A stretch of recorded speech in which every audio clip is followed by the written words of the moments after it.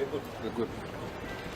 Just tell us a recap over the incident. Just a recap. Maybe start with the name. Yeah, my name is Professor Walter Mwanda. The departed Professor George Omore Magoha was my great friend, mentor, colleague in all aspects. At around 3 o'clock today, I got a phone call from the wife that she needed me urgently. I was in a clinic at the Kenyatta National Hospital. I was seeing a patient, and I called a colleague to take over. I rushed to my car, and as I was driving away from Kenyatta about 4 kilometers, she called again and asked me whether I had a blood pressure machine. I told her I would get one. I rushed back to my clinic, got a blood pressure machine. As I was about 4 kilometers to the home,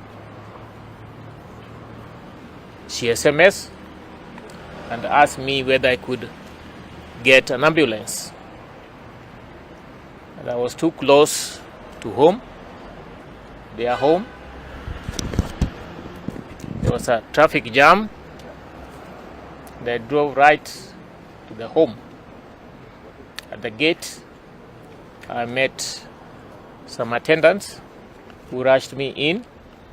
I met the son at the door who rushed me straight to where he was.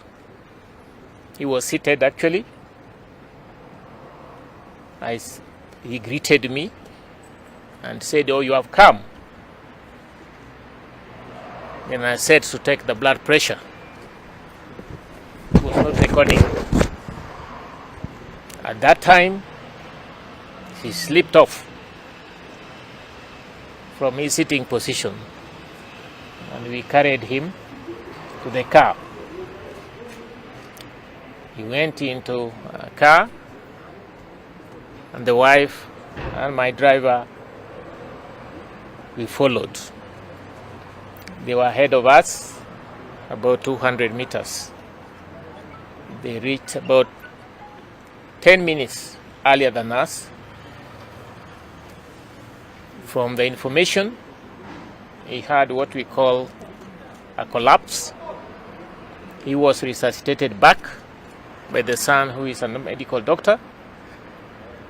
And then 100 meters to the casualty of the Nairobi hospital, he collapsed again, was rushed to casualty. There was resuscitation, which took quite a bit of time, but they were not able to revive him. That was a short message. What I know is that I must say he was waiting for me, because he had told me some things about his life and his final days. And that has been fulfilled, and I shall continue doing so. Maybe how would you eulogize? A lot of Kenyans are sending tributes, including Don's former VCs. They're eulogizing the late professor as a hero in this nation. In all aspects, he was second to none in whatever duty and responsibility he undertook. He did his work diligently. He dedicated himself. He gave himself to whatever responsibility he was given. And as I said, we are pure mentoring.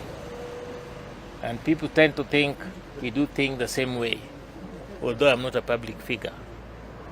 But in private, we were the same in many ways, in many decisions. He never took a second position in anything. He would take a first position in whatever way. And there was no opposite of the right, the correct, the ideal. As a human being, of course, he had his other side. But that is interpretative.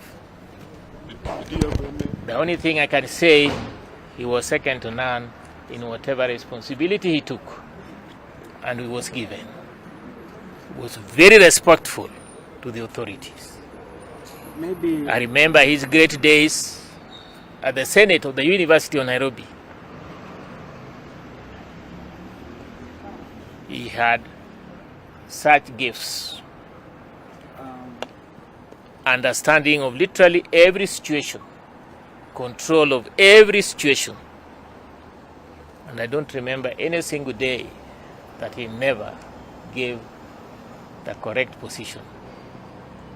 And anybody defying that would finally realize that that was the correct position. There was something else in me? yes, yes. Yes, please. Have you been able to establish his days? How was today, his routine of the day? And I missed it because of the passing day. Because in total, how many times did he collapse? First of all, how was his day like? And then the number of times he collapsed, including now the final one for casualty. I think four times. He had a premonition and told his wife, I suppose, but he will get it from her, that his time had come and he was happy, everything was done. He then asked the wife to call the son and also the daughter-in-law. The rest you will get from the wife. During the And then at that time, he also said he wanted to see me. And the wife did the same. Called the son, called the daughter-in-law, and called me in that series. he was at home entirely the whole day. He was at home. You may know that he was making arrangements for the burial of his brother, whose body I think must have arrived today also from US. So over the last 6 weeks we have been communicating, but he's been extremely busy. I must say for the first time he didn't reply to my call on Saturday. But then later on I called him using another number and we discussed the way forward with regards to arrangement of his brother's death. Did he have a history of any medical condition? Well, at his age, yes, most certainly. Yes. Thank you. Thank you so much. Thank you.